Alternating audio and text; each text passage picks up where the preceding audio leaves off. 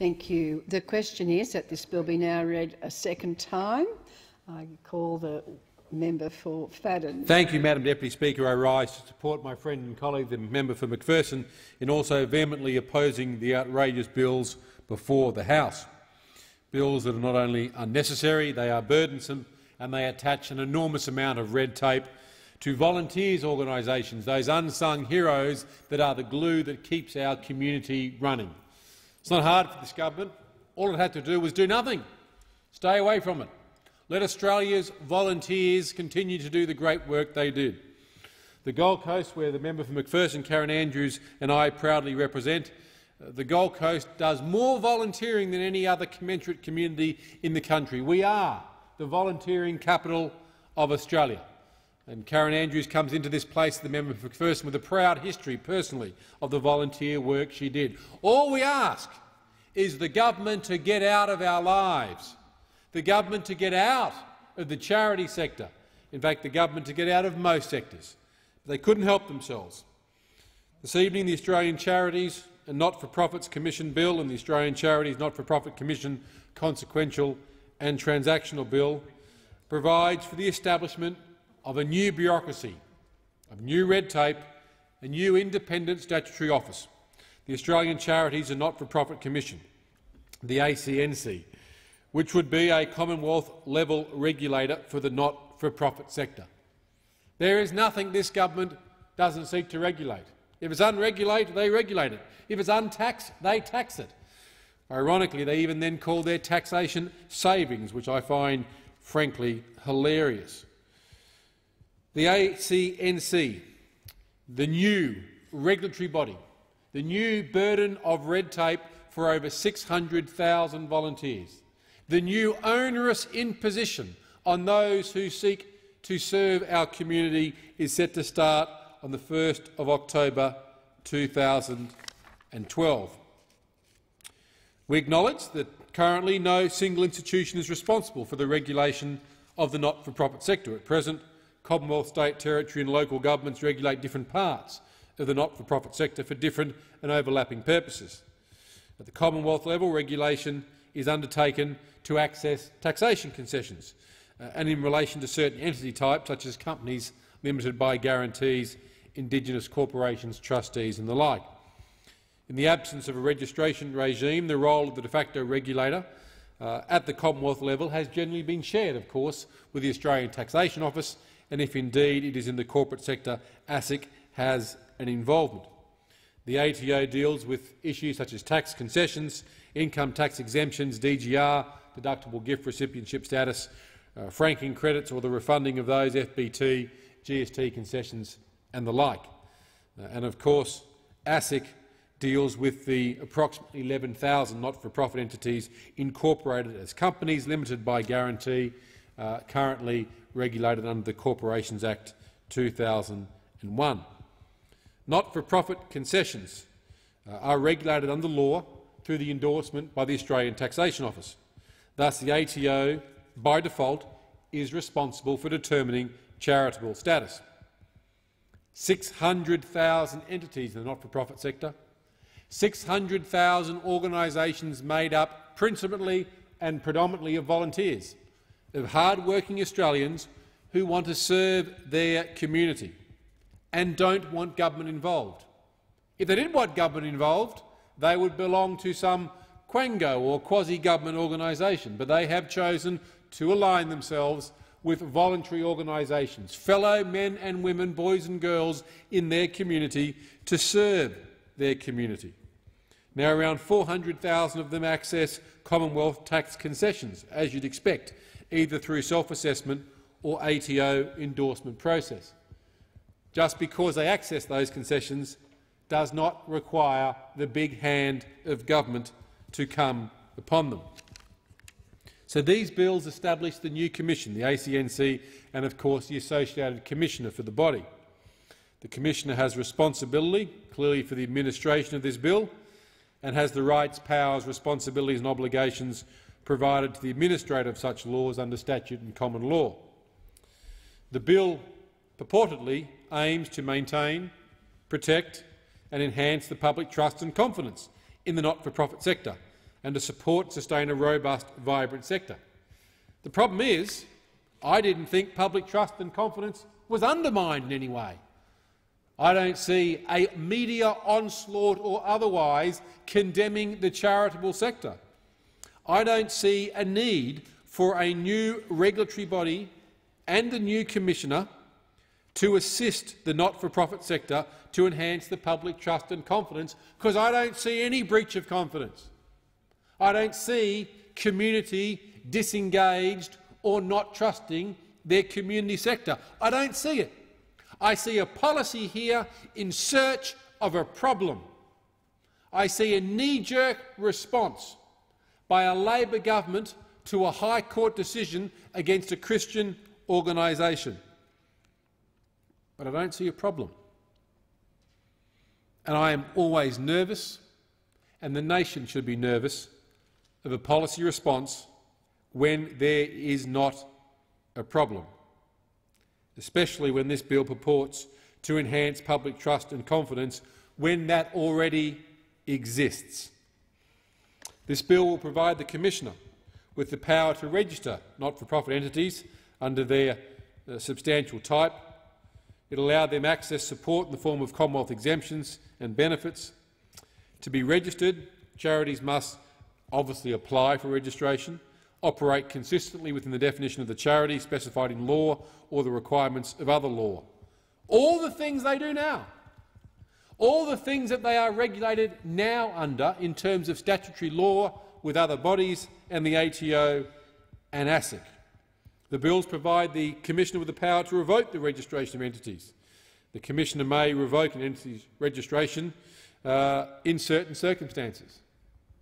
These powers exist within the ATO and ASIC now. This bill sets a framework, a set of governance standards which apply to most registered entities, a set of external conduct standards which apply to them. These standards can cover things such as governing rules, the conduct of the registered entity, the process they must have in place, most of which exist now. Reporting is a new part of the rules that this bill is putting in place. They'll all be required to put an annual information statement, the first in respect of 2012-13 financial year, and they'll be lodged with the ACNC by 31 December. The question is, of course, when they lodge their reporting statement, 600,000 of them lodging, who's going to read it? What will they read? What are they looking for? Is this for the purpose of enhancing the community sector, of which there is no problem that the government can point to where it needs enhancing? This large volume of red tape is designed to achieve what purpose? Because if the only purpose the government can say it's to enhance communities' view and acceptance of a sector where community is already in love with it, one has to question the motive. And here it comes. The Commissioner of Taxation's unsuccessful appeal to the High Court in the Commissioner of Taxation versus Word Investments is the impetus for the provisions in this bill that amend the in Australia requirement that apply separately to tax-exempt entities and to DGRs. Word Investments, a tax-exempt charitable organisation, carried on a funeral business. It also received donations. It paid its overseas profits to another organisation, which was also an income tax charity, which used the funds in its overseas missionary activities. Income tax exempt status required each entity to be endorsed by the ATO as exempt from tax, which they dutifully did. This continues to be the process for charities to be treated as exempt entity. The government announced its response to the court's decision in the 9-10 budget, stating that it would amend the In Australia requirement in Division 50 of the Income Tax Assessment Act to ensure that Parliament retains the ability to fully scrutinise those organisations seeking to pass money to overseas charities and other entities. This measure has an ongoing, unquantifiable revenue impact and will have effect from the date of royal assent. A recent High Court decision held that charities may be pursuing their objective principally in Australia, even where they merely pass funds within Australia to another charitable institution that conducts its activities overseas.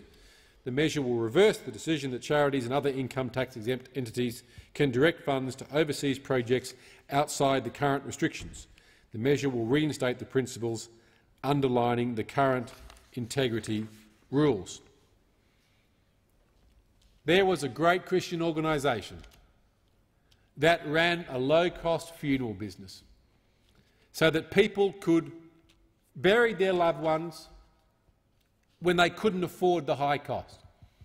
It made a modest profit in the sum hundreds of thousands. It was tax-exempt, and it used that to assist its work predominantly in Bible translation. Such translation through the Summer Institute of Linguistics and other organisations is one of the principal reasons why Indigenous languages have been preserved, because those languages have been codified and the Bible translated into them. Some 2,000 Indigenous languages have received such support from the Summer Institute of Linguistics and Wycliffe Bible translators, and those languages have been preserved and not lost.